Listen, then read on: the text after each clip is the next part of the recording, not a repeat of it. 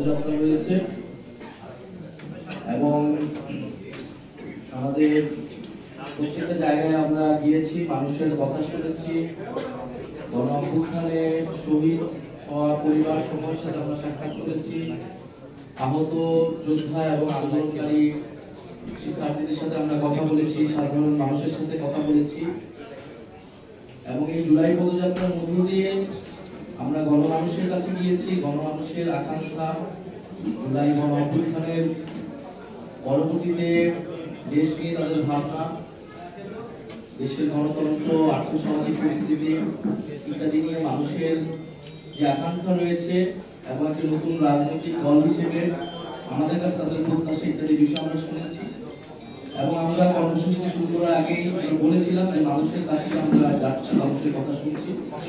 এর ভিত্তিতে আমরা আমাদের ভবিষ্যৎ কর্মসূচি, আমাদের ভবিষ্যৎ বাংলাদেশের উপকল্প আমরা তৈরি করব এবং আগামীকাল ৩রা আগস্ট আমরা জানি যে জুলাই গণ অভ্যুত্থানের ৩রা আগস্টে শহীদ মিনার থেকে সরকার পতনের এবং ফ্যাসিবাদী ব্যবস্থা বিলোপের এক দফা দাবি ঘোষিত হয়েছিল।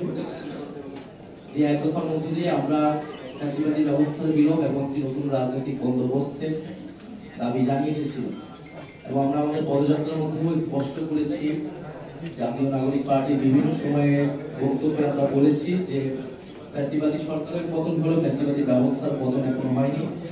ফলে নতুন রাজনৈতিক বন্দোবস্তের নতুন বাংলাদেশের বিনির্মাণের যে লড়াই, সেটি আমাদেরকে এখনো চালিয়ে যেতে হচ্ছে।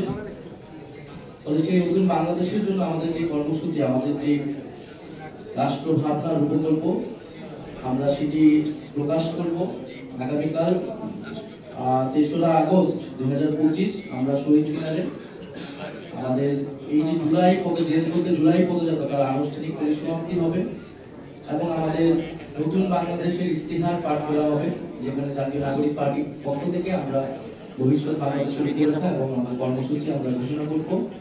বিকাল ৪টায় শহীদ মিনারে জনসমাবেশের মাধ্যমে এই অনুষ্ঠানটি আয়োজিত হবে।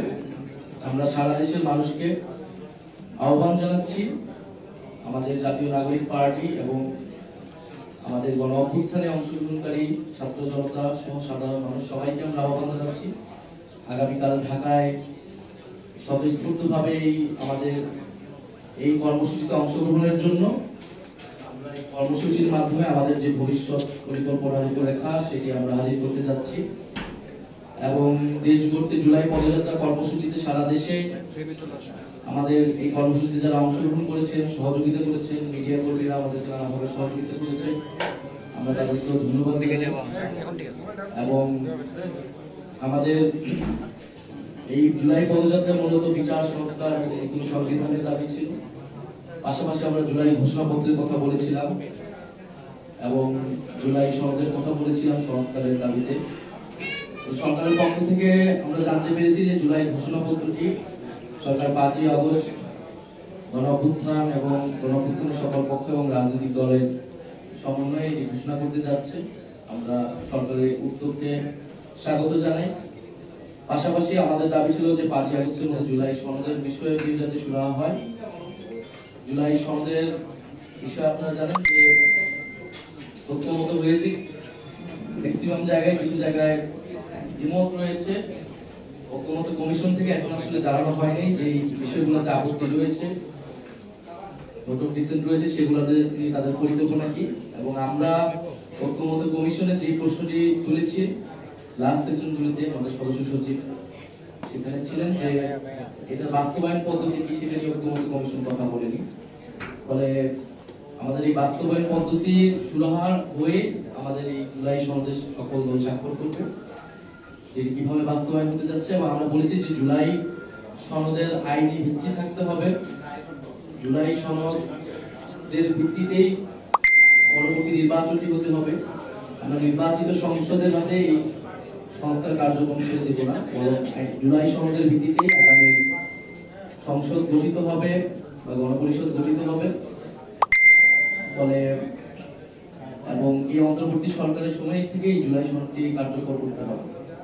ফলে আমরা আশা করতেছি এবং আমাদের জুলাই সনদের দাবিও থাকবে আগামীকালের এই কর্মসূচি থেকে বিচার সংস্কার এবং নতুন সংবিধানের দাবির সাথে থাকবেই যে সরকার যাতে দ্রুত সময়ের মধ্যেই 5ই আগস্টের মধ্যেই এই জুলাই সনদের বিষয়েও একটা সুরাহা করে জুলাই সনদ রচিত হয়।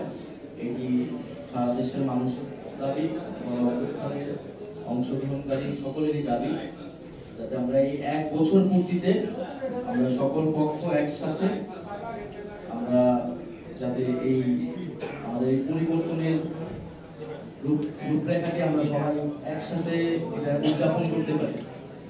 আর দ্বিতীয়ত আপনারা জানেন যে আগামীকাল ঢাকা শহরে এইচএসসি পরীক্ষা রয়েছে এবং 2 বেলা পরীক্ষা রয়েছে, পাশাপাশি ছাত্র সংগঠনের প্রোগ্রাম রয়েছে।